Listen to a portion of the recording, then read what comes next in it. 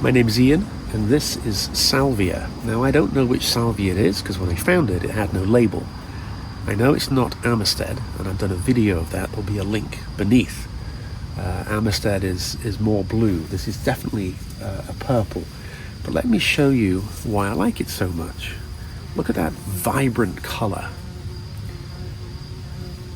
This is a very purple, magenta. So you've got the color of the flower, and you've also got the dark color of the flower structure behind. So why is this so special? Well, it's easy in a garden to get really excited in springtime, plant spring flowering plants, and by the time you get to mid to late summer, nothing's flowering. Salvia, this one, if only I knew what the name was, is an absolute standout in its ability to continue flowering.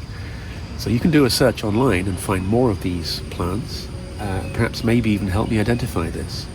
So Salvia amistad is a plant worth having. So some benefits of growing salvia is that they are real hummingbird magnets, and if you put 2 or 3 near a seating area, they'll fly from one to the other, and you get this ongoing air display, which really is very, very fun to watch. Now, this plant will not survive outside in Connecticut where I live, so I can cut it back, dig it up, put it in a pot, and overwinter it. I could take cuttings, which take up a lot less space, and grow a couple of those through the winter.